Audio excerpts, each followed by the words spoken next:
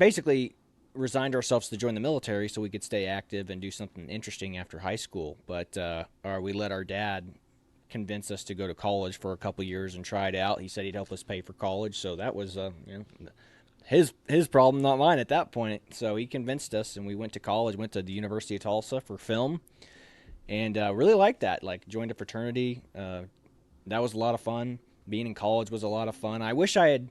If I could go back and do it again, I probably would have done military first. That way, you could just had military pay for the college and whatnot. But for the most part, I'd say it was still a really good experience. I don't regret going to college by any stretch of mind. But if I could go back and reorganize things, I definitely probably would have done military first, just because the older you are, the harder it is. But I'm not saying it's that hard right now either. Like, I survived basic training just fine. So here we are, still alive, and survived OCS too. So, or survived phase one at least. So, with that being said, though, college was fun. Film school was fun. Learning how to do film was a lot of fun because it's a hands-on school. You know, it's not like the worst classes were the theory classes. Like, oh, we're gonna learn film theory, and I'm like, ugh.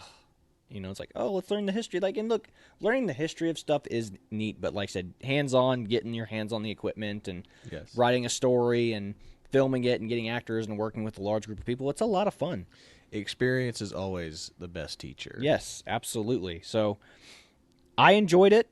I enjoyed being in a fraternity. I enjoyed college in general. But like I said, again, I think I enjoyed it a little too much. I wish I had weaponized and been a little bit more aggressive with how I spent my time instead of, having too much free time on my hands. I feel like probably had a little too much free time in my schedule looking back on it. So with that being said, though, after college, we started working for our old man doing selling insurance, and it's not bad. It pays the bills. You can make good money in sales, but the soul kind of dies in an office setting, is what I'd say. You just don't feel fulfilled. It doesn't. Yeah. I don't feel fulfilled doing it. Maybe if I was making like $1 million a year, it would feel a little more fulfilling. But it leaves a lot to be desired. So what we did before the military came and called, we put together. We wrote and directed a feature-length film, and that was a lot of work. I mean, it was a lot of work. It was 3 months of writing something that we both agreed on seemed good enough to kind of put out. Had peers from my college that I trusted be like, hey, read the script. What do you guys think? And whether or not they were being 100% honest, they were like, it's paced very well. It's a well-structured story. And I was like, I agree too. So went out and put out, getting actors and stuff hired, paying for, like, most of them did it pro bono. Like, I paid for a couple of tanks of gas and stuff for the actors, but the majority of them did it pro bono. And it was tough. It was like 3-4 months of filming, and then it was like 3 or 4 months of post-production. The only thing I would say I regret about it is we didn't do a good enough job on audio. So we were newbies to the audio stuff, and I hate ADR. I hate how it sounds, how ADR sounds, and how it doesn't match up just right sometimes. So, but I should have retrospectively just gone back and done that anyway. But I hate how it looks. I love it when you can tell that the actors are actually talking.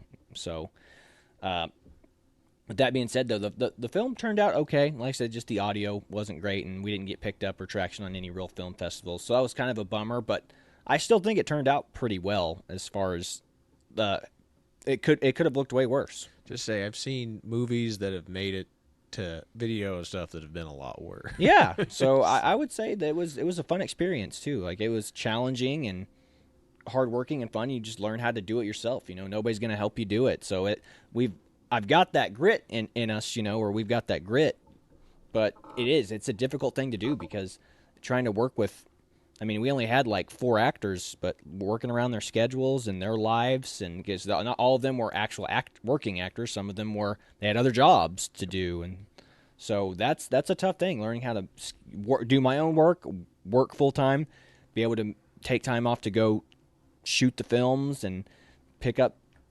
shots and reshoot scenes that just didn't turn out the way you want them. It's a difficult process. Mm-hmm. So it's a lot of fun too. It's very challenging. So I enjoyed that quite a bit. But again, didn't get a lot of traction at film festivals or anything like that. So I just kind of went back into work and kind of resigned ourselves to doing insurance a little bit more. And again, you slowly start to wither inside when you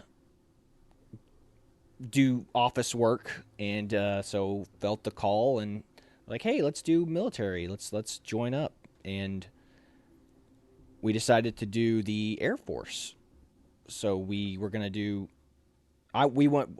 Chad and I both wanted to do TAC P. That sounded like a fun job, and for whatever reason, he didn't have bad depth perception, and I did. So I got disqualified medically for depth perception, which, I still not 100% sure why that's the issue or like how that affects me reading a map or something along those lines. But they and I went out and I tried getting glasses and kept going back to the MEPS facility and getting my eyes retested, and the glasses made it worse. And so I just couldn't do it. So they were like, you have to do PJ. You're medically qualified for PJ, but you have to go and do these things called pass tests. They won't, in the Air Force, they won't let you join the special operations unless you've already proven that you can do the bare minimum of the standards that they want. And I say bare minimum, like the standards are tough. Like the like it's a 9-minute mile and a half. So it's not hard, but it ain't easy either. And we just weren't training properly, and most importantly, we weren't dieting properly at the time, because we passed the first one, and then we couldn't pass anymore after that because our run times just kept getting worse and worse and worse because we weren't dieting properly, and we weren't doing the right kind of training we needed to be doing at that time.